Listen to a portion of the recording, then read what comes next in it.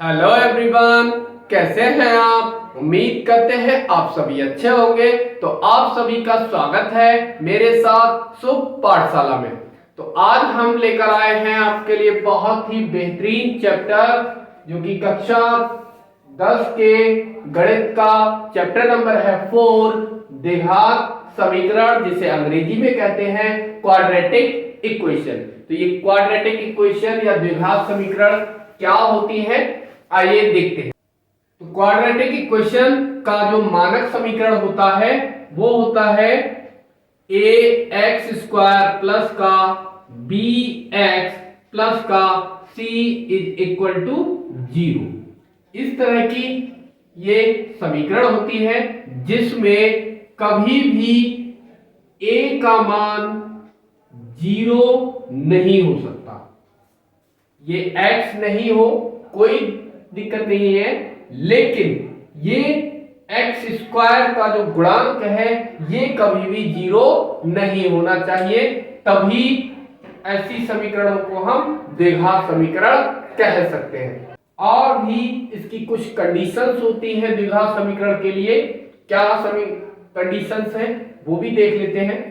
सबसे पहली चीज ये है, जो x है ये वो चर कभी भी उसकी पावर मतलब घात माइनस में नहीं होनी चाहिए। जैसे एक्स स्क्वायर प्लस का x की घात माइनस का 2 या 1 या जो भी है प्लस का 1 इज इक्वल टू 0। तो इस तरह की घात कभी भी माइनस में नहीं होनी चाहिए। अगर ऐसा है तो वह द्विघात समीकरण नहीं होगा।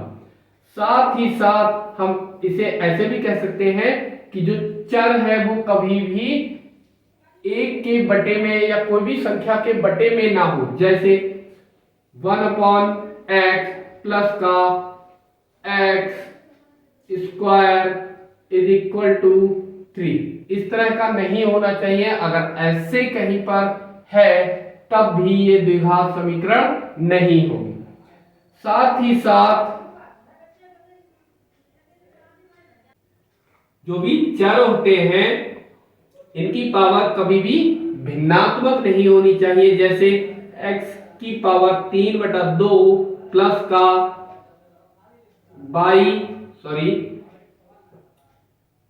2x is equal to minus का 5 या कुछ भी हो। तो अगर चर की घात इस तरह से दे रखी है, भिन्नात्मक है, तब भी यह है एक द्विघात समीकरण नहीं होगा।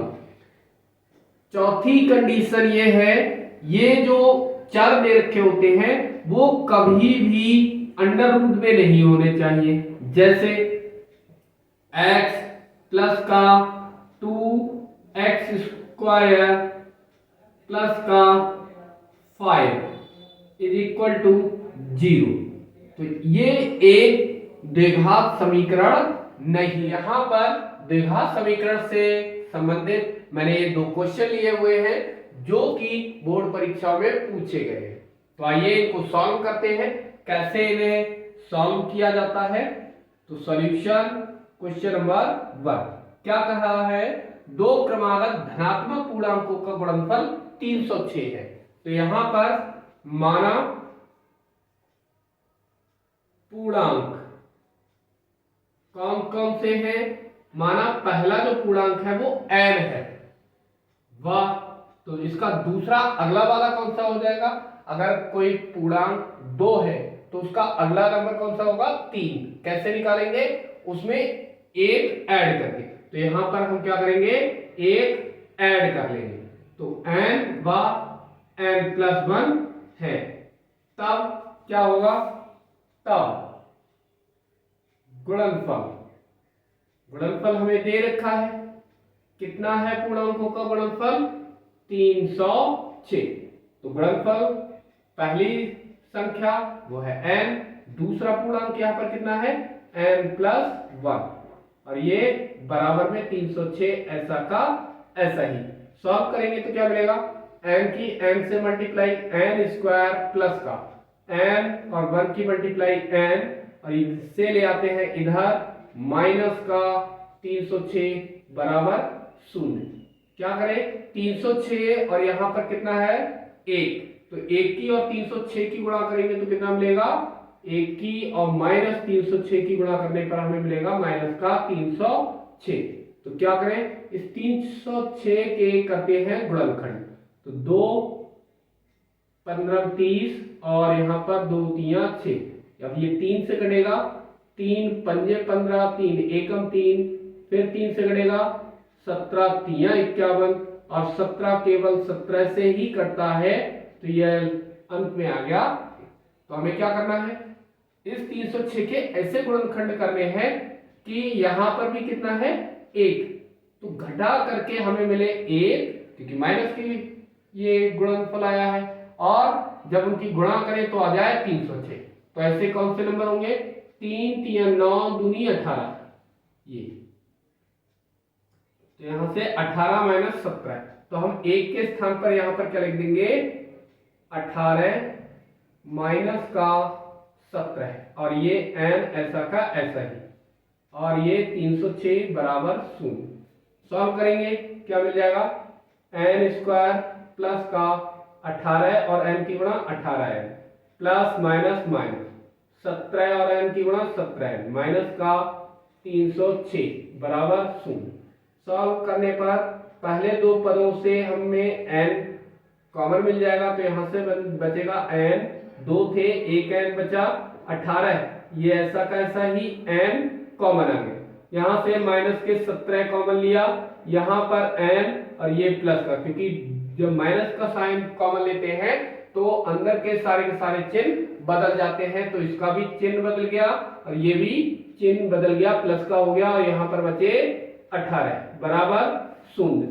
तो कितना मिल गया, n प्लस का 18 दोनों जगह से कॉमन, यहां से भी और यहां से भी, यहां से क्या बचा n और ये माइनस के 17 बराबर 0। तो यदि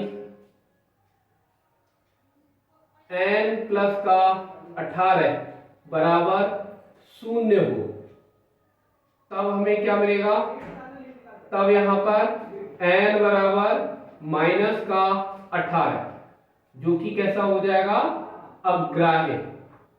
क्यों अग्राह्य, इसे हम क्यों ग्रहण नहीं कर सकते, उसका रीजन ये है क्योंकि हमसे कहा गया है कि जो क्रमागत है संख्याएं पूर्णांक है वो कैसी है धनात्मक, और ये कैसी आई है ऋणात्मक, तो ये हो गया अग्राह्य।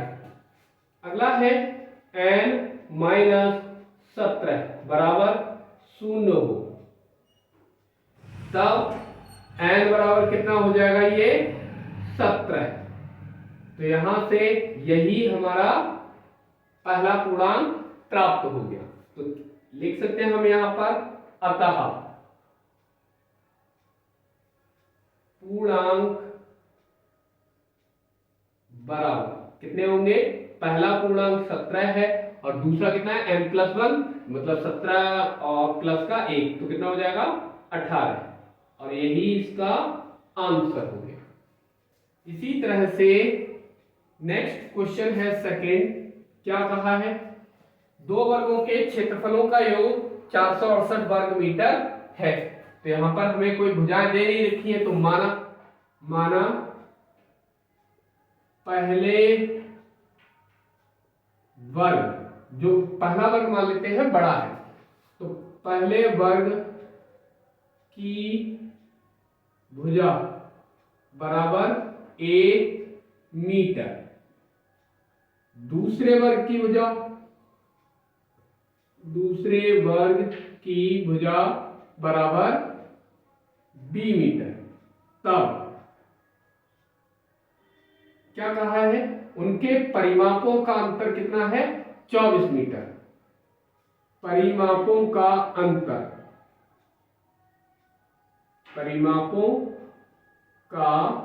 अंतर दे रखा है 24 मीटर।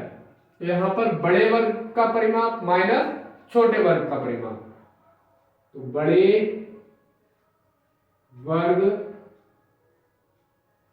का परिमाप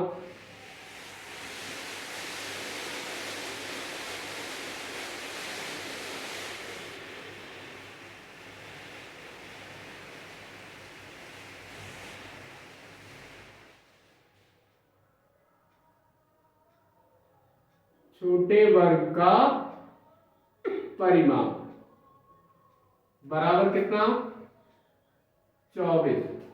यहाँ पर बड़े वर्ग का परिमाप क्या होता है 4 गुणा भुजा। तो 4 बड़े वर्ग की भुजा कितनी है a, तो 4a माइनस ऐसा कैसे ही छोटे वर्ग का परिमाप वो भी 4 गुणा भुजा, लेकिन भुजा उसकी है b, तो 4b बराबर कितना 24।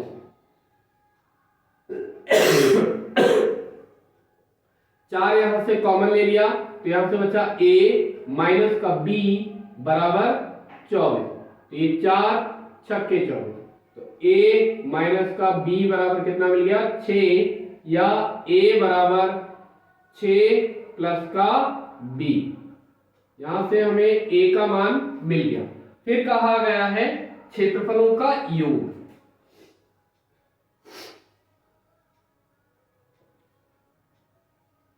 क्षेत्रफलों का योग कितना दे रखा है 468 वर्ग मीटर। तो क्षेत्रफल ये क्या है वर्ग, वर्ग का क्षेत्रफल होता है भुजा की घात 2। तो पहले वर्ग की भुजा है a, तो इसका मतलब a स्क्वायर हो जाएगा उसका, प्लस दूसरे वर्ग की भुजा है b, तो इसका हो जाएगा b स्क्वायर बराबर कितना 468। तो यहां पर a के स्थान पर हम क्या लिख सकते हैं 6 प्लस का b का वर्ग, वर्ग है तो वर्ग कर दिया, b स्क्वायर ऐसा का ऐसा ही बराबर 468। कहां से लिखा हमने since a is equal to कितना है 6 प्लस का b, तो वो हमने यहां पर दर्शा दिया है।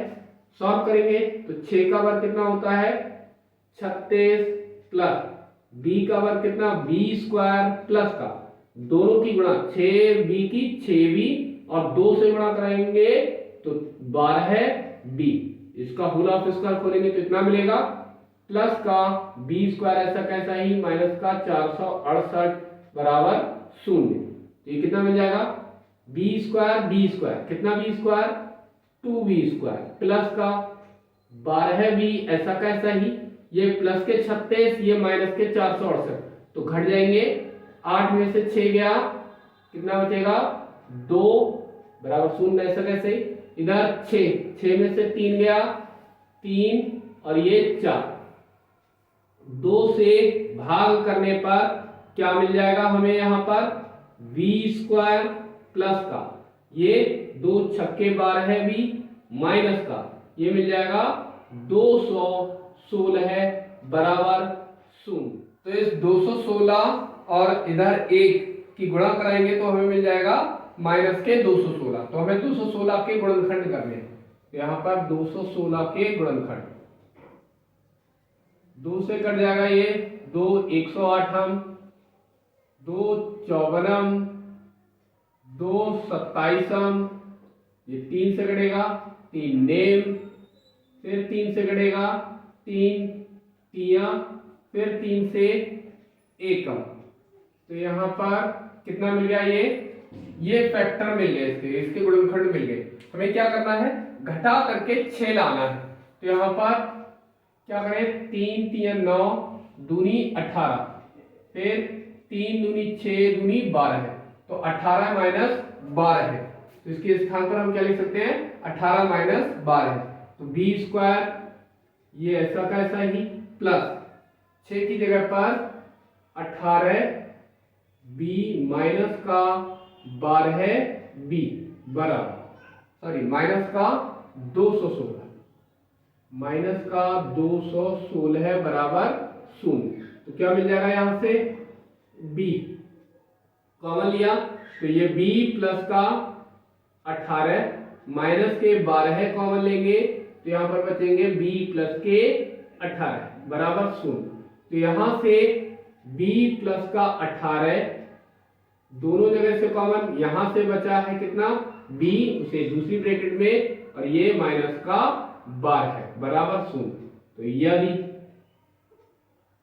कितना b माइनस 12 बराबर 0 हो 0 हो तो b बराबर कितना हो जाएगा 12।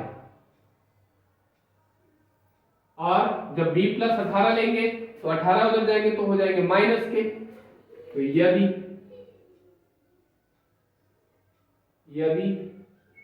b प्लस 18 बराबर 0 हो तो कितना मिलेगा b बराबर माइनस के 18। तो ये कैसा हो जाएगा अग्राह्य। क्यों हो जाएगा अग्राह्य? अग्राह्य क्यों हो गया? क्योंकि कभी भी जो वर्ग की भुजा है वो माइनस में नहीं होती। तो ये हो गया अग्राह्य। तो भुजा कितनी हो गई 12 है। तो यहां से हम a बराबर 6 प्लस का b दे रखा है। तो मान रखने पर हमें क्या मिलेगा a बराबर कितना 6 प्लस का b। तो 6 प्लस b का मान कितना है 12 है। तो a बराबर आ गया 18 और b बराबर कितना b बराबर हो गया 12। तो वर्ग की भुजाएं हो गई 12 मीटर और 18 मीटर। यही इसके आंसर होगा।